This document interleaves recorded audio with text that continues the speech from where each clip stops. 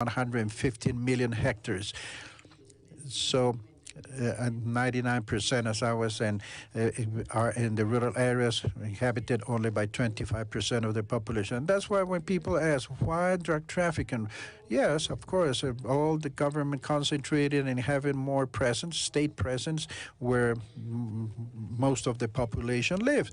And where there was no population, there was no sufficient presence of the state. And regrettably, the drug traffickers got strong in those areas. And that is fundamental for us, the development of that 6 working groups. And all that is connected to something President Duque has been insisting a lot. We need to have a long-term plan, 10 years ahead, that we have spoken so much. That's part of a strategic vision, how to make sure that the progress of Colombia means the stability of our country, but also the stability of the entire region, that the progress of Colombia, the success of our country and the fight against drug trafficking and more rural development can bring definitely that stability to the region. And for that reason, we are placing a big emphasis in everything what means that rural development, the cattle growing reconversion. Colombia has a big potential in agriculture and farming and production of animal protein.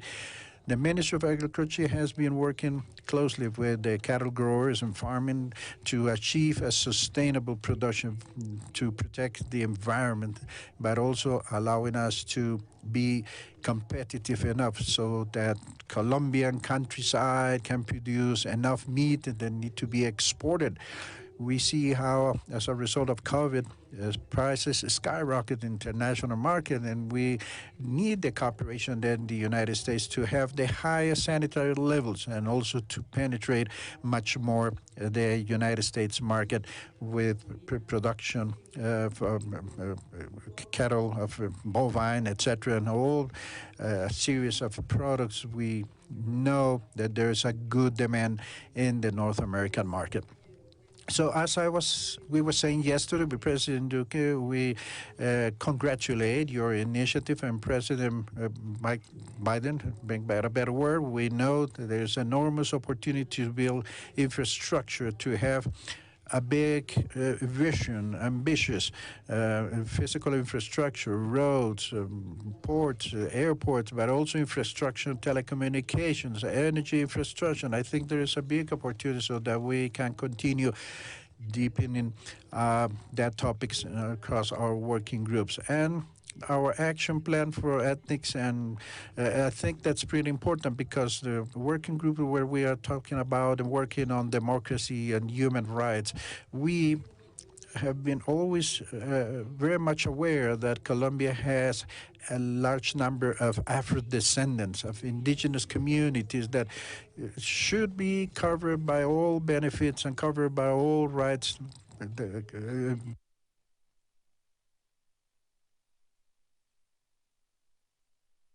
Rise them, to make them visible and make them truly beneficiaries of all plans and programs of the Colombian state have. So we really hope, Mr. Secretary, and your delegation to continue strengthening the efforts and manage the scientific technological research and the field of health. The challenges there are huge and will continue to be in the future. That visit that the advisor for national security, David Limson, made past 27th of September was very important about the possibility to, let's say, produce vaccines. Hopefully in the future, joint research can be done so that we can produce vaccines in Colombia, not only for COVID, but for so many other viruses and other needs that at the end of the day, we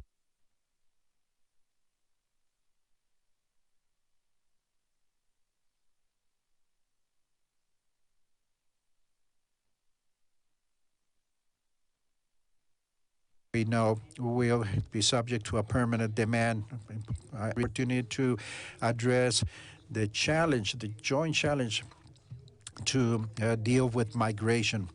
You know about the commitment of our government in that sense, not only because of our interests, because we know also the interests of other nations, yours, and because we are solidary with that. We know that the U.S. doesn't have infinite capacity to receive every year 80,000, 100,000 migrants, and that's why yesterday, President, we explained clearly that commitment we have to, let's say, manage that migration. And hopefully that agenda is more active and dynamic than what has been so far and produce concrete results, allowing to contain in each one of our countries that migrant population that is suffering real tragedy. Cultural issues, and Secretary, for us, culture is no doubt derivation of ethnic diversity that we have in Colombia. Diversity of our regions. We have an extraordinary Minister for Culture I have just presented her to you, Angelica Mayolo. Not only a very active young woman recognized in the field, but she is a successful entrepreneur. It's a woman that comes from a region, from the Pacific region that's so much abandoned and forgotten, but rich in diversity and human resources. She's just a sample of the talent and intelligence that exists there that we need to continue and strengthen with education. And she and the Cultural Affairs has been doing an extraordinary work. We know that that working group is fundamental, the same as education. Minister for Education has been working very hard in the strengthening of scholarships, for instance, like Fulbright for PhD, for master's degrees. We have the director of ISTEX, who I introduce him to you. All this, the fields of science and technology and innovation are extremely important. We know there are anti-narcotics group will met in the course of the following weeks. I had already a previous meeting, but we are going to have the next meeting for security and defense that goes very much hand with this fight against drug trafficking. That is something that we cannot, let's say, we need to raise our voice before the international community, telling them what it means co-responsibility. We need, and I appreciate your message yesterday saying that we need to reduce the demand of drugs in the world, but we need to increase the, let's say, the task of every government to chase the assets of the drug trafficking, to identify all supply chains and value chains that where the drug is processed even outside the United States, where the cocaine is refined outside Colombia, and the business continue at a cost of many lives in our country and abroad. Because the social leaders that have been killed in our country in the last months and years, they have been killed because they were, let's say, very much convinced in the substitution of illegal crops to leave behind the drug trafficking. And the former allies, now they are the enemies and they are killing them because they are part of that effort of the substitution of illegal crops. That's why this coming meeting is going to be so important. Another very important topic that I want to highlight in part of this cooperation on security. During the past 20 years, I would say, the strengthening of our security institutions have been possible thanks to the aid provided by the United States. And we have said that always and recognized that when we talk with our partners abroad. It all began with Plan Colombia, and that plan allowed for the strengthening of military forces, national police. Spoke to you a short while ago about the extension of the Colombian territory, 1,147 square kilometers. But 20 years ago, this country had less than 220,000 men and women active in the military forces of Colombia. And it was as a result of Plan Colombia that we managed to increase that to 360,000. The target was to reach 500,000. We never reached that. Ambassador knows, the Ministry of Defense knows that that is a target we need to work for. We need to have more presence, our public forces in remote areas. And I want Secretary to pay homage to the memory of an extraordinary North American citizen that accompanied the efforts of Colombia in this regard. Secretary Colin Powell, who was a voice that always advocated for the strengthening of our relation, for mutual trust, and also a relation that will allow the institutional strengthening of our country so that we could confront successfully the challenge of ending drug trafficking. We are commemorating 200 years of independence and the creation of this Foreign Affairs Ministry.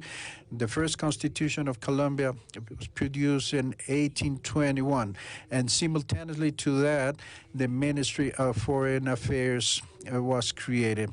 And the United States was the first country to recognize the independence of Colombia. So next year, we will be commemorating the 200 years of our diplomatic relations. President Duque has asked Ambassador, and we are working together so to make sure that this commemoration is not limited to one day. Hopefully, we will have many commemoratory events that we can link the academia, the communities that live in rural areas, and many other communities, not here, but also in the United States, so that they can understand what is Colombia, what the importance of this country. No doubt, the excellent relationship we have had during the past 200 years and that we need to continue building. So for that reason, this dialogue for us is fundamental to give the right importance to the empowerment of women, for instance. The United States is a country that is an example of democracy, of freedom, and we also have, thank God, freedom, but not so much equality. That's been another struggle of President Duque. For the first time in our government, there was a chapter for the gender equality in our dialogue. The gender equality is part of the topics to be discussed, part of human rights. All beings that live in this country to have a dignified life, a life with rights, a life with opportunities. So for that reason, it's so important to have that topic and part of this working groups. And I end with something that was recommended, the mining sector. We have many projects. We have many North American businessmen and companies that are interested in mining.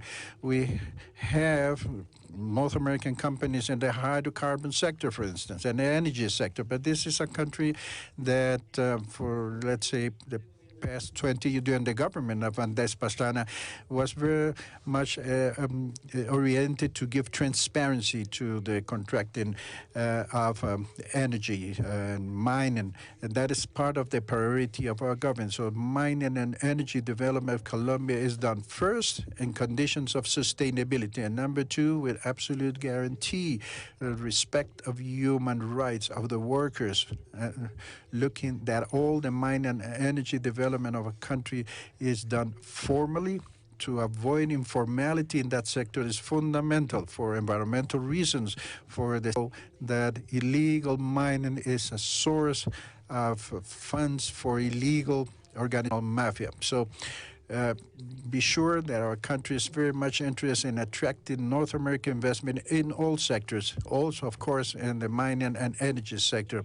And in the mining sector, what we have been doing with the multi-purpose inventory, Ambassador Colbert knows that, and this dialogue has been very good to advance in that multi-purpose inventories of catastrophe. That is to have a complete mapping of the mining activities in our country, concessions, etc., because we know we need that mining should mean legality and, of course, more opportunities for development. So, dear Secretary Blinken, your entire delegation, our delegation, many thanks for this additional session that we know will be successful and fruitful, will allow us to define new goals, more ambitious, more audacious. So perhaps we have and make general announcement, but we need to be ambitious targets that can be materialized. And to go over the advances of previous commitments, many, and of course, that are part of the previous meeting. So many thanks and welcome to Colombia once more. Muchas gracias, señora vicepresidente y canciller. Many thanks, Vice President and Minister. Now we have the opening speech of the Secretary of State of the United States of America, Mr. Antony Blinken. Secretary, the floor is yours. Buenos días a todos. Buenos días a todos. Both of these remarkable teams, the teams behind the teams, because we know where the real work gets done. We're grateful to all of you. And Marta Lucia, thank you so much for hosting us. I had the chance to welcome you to the State Department a few months ago, so I'm very grateful to be here in Bogota, to the Palacio San Carlos, to be with all of you. So this is, in fact, the 9th high-level dialogue. I am not new to the high-level dialogue. I actually participated in at least 2 of them. Maybe even 3 of them back in 2015, 2016.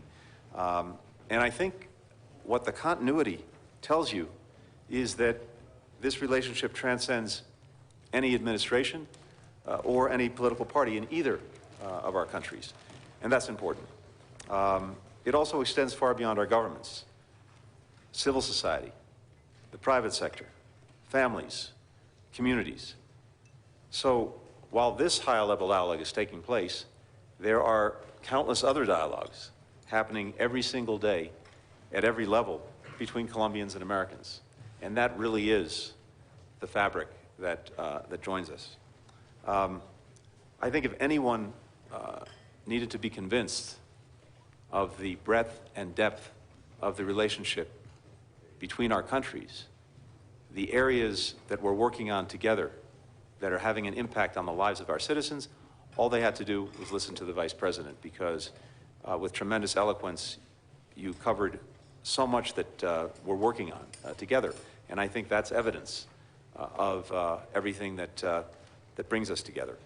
The core focus of this trip for me, my first trip to South America as Secretary of State, is how we can make democracies deliver for our people. That is our common challenge, it's our common responsibility. And that's true in our countries, and it's true across the hemisphere. And we know that one way we can deliver is by working closely with our partners and allies on the biggest challenges we face.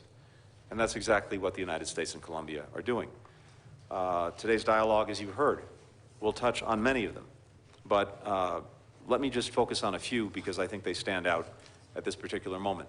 COVID-19, the climate crisis, the migration challenge. The way we're tackling these challenges reveals some defining characteristics of the partnership between our countries. And I think it will inform many of the discussions that we're all going to have today. First, we have to confront these vexing challenges together, because they're simply too big and too complex for either of us to address alone. That is a defining principle of what brings us here today. The climate crisis, for example. No country is even alone to limit the Earth's warming to 1.5 degrees Celsius, which science tells us is our ceiling if we want to avoid catastrophe. In the pandemic, the spread of the virus anywhere, threatens people everywhere. We know that. Second, in addressing these challenges, we both have to deal with the immediate consequences, but also, at the same time, we have to work to long-term sustainable solutions. COVID-19. We provided, from the United States, 6 million doses of safe, effective vaccines to Colombia. We donated over $80 million in funding to support efforts to beat back the virus. When the virus surged here and the country's ICUs were overwhelmed, we sent more than 200 ventilators to Colombia. Meanwhile, we're deepening cooperation between the U.S. Centers for Disease Control and Prevention and Colombia's National Public Health Institute to strengthen Colombia's public health system and security, from better integrating the use of data to bolstering emergency preparedness and response. And that's not only going to help with this pandemic, it will help prevent, or if necessary, deal with the next one.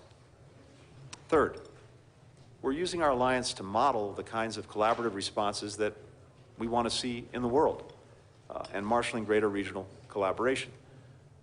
Migration that we spent yesterday focused on. Colombia and the United States are working hand in hand to attend to the urgent humanitarian needs of 1.8 million displaced Venezuelans in Colombia, thanks in large part to the remarkable generosity of President Duque and the Colombian people. At the same time, we're encouraging partners in our region to join the effort to address this and other migration challenges in the hemisphere, which was the aim of the ministerial level meeting that we held yesterday, that our two nations convened together. Fourth, we're focusing on addressing the root causes of these challenges, not just the symptoms. Inequity, discrimination, corruption, lack of access to opportunity underlie many of these challenges, and they have to be addressed if we're serious about overcoming them. Together, we'll do exactly that. Multiple discussions today will touch on this urban-rural gap that you talked about, Marta Lucia, and the digital divide that often comes with it. Expanding rural broadband, which is critical to employment, to education, even access to basic services in the 21st century. It's a problem that both of our nations need to make great strides on and learn from each other as we go along if we're going to actually deliver for all of our communities. And tackling root causes is critically important to another key issue, that security. We are as committed as ever to working with Colombia on implementation of the peace accords, but as we carry this work forward, the United States is bringing a new, more comprehensive approach to promoting security. The approach maintains a firm pillar of cooperation on strengthening law enforcement and our efforts to reduce violence, particularly in underserved rural communities where the state, as we've heard, has limited, albeit growing, presence. The approach keeps human rights at its core. We're continuing to focus on building the capacity and resources of prosecutors, judges, and other key actors to ensure accountability for human rights violations and abuse. And we're working together to improve the protection of journalists, human rights defenders, and other brave advocates in the face of ongoing threats and attacks. But our new approach also seeks to broaden the tools that we have at our disposal and that we use by doing things like developing more inclusive economic opportunity for young people who otherwise might feel that they have no other option besides illicit activity, and investing in substance abuse prevention, treatment, recovery, which will not only help those struggling with addiction, but also reduce the demand in the United States, which is fueling so much criminal activity. Fifth, every one of these challenges is also an opportunity to build back better, to fix parts of our system that may be broken. That's ultimately what democracy is all about. Both of our countries have made ambitious commitments to cut emissions and adapt to the inevitable changes to our climate that we're already seeing. As President Biden has made clear, the investments required to meet these commitments represent once-in-generations opportunity to invest in good-paying jobs that will also preserve our majestic planet, and to create these opportunities in communities that have consistently been marginalized, like the Afro-Colombian community, the indigenous communities in this country, Black and brown communities in the United States. Build Back Better World, which the Vice President talked about, is one way we hope and help to create these opportunities together, not just in climate, but in infrastructure, by deepening social and economic support for working families. There's a lot that we can and will do with Build Back Better World. We were very pleased to have some of our experts here, as you noted, in recent weeks, talking to our partners in Colombia about that, and I think there'll be lots more to say about that in the coming months. Critically, we will do this in a way that is consistent with our two countries' values: transparency, environmental sustainability, empowering local communities. All of these things are vital in the approach that we're taking. We've heard as well, and I just want to say a note about this, on the importance and I think vitality of exchanges between our countries in all different areas, from arts to culture to academia, science and technology, STEM. I'm a profound believer in these exchanges. I think that they do extraordinary things in developing understanding and ties between our countries that last for years and generations, and also they bring talented young people together. And when you bring talented young people together, the results are extraordinary. Now, as I like to say, even if I was not a firm believer in these programs, I'd have no choice because my wife used to be the Assistant Secretary of State for Education and Cultural Affairs, responsible for these programs. But I strongly believe in them, and I hope that our groups will continue to find ways to energize them. Of course, COVID has made things difficult, but I believe we have to build back better there as well. One final point. This relationship persists. Indeed, it gets stronger because it continues to evolve. It continues to evolve to reflect the needs, the hopes, the aspirations of our people, just like our democracies. That's what it's all about. Mark Felicia, you said at dinner last night something I took note of. This work, these groups are very, very important. And the conversations that we're going to have today, the work we're doing today, all of you are doing today, is very important. But we have to move from the conversations. We have to move from the discussions. We have to move from the dialogue to, as you said, action and results. So we are looking to all of you, our colleagues, to help us do that, to achieve that, and to carry the United States and Colombia forward. Thank you.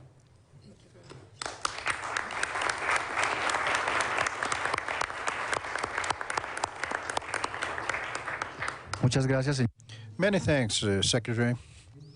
In this way, we end this opening session, and we're going to ask the delegation of both countries to go to the corresponding working.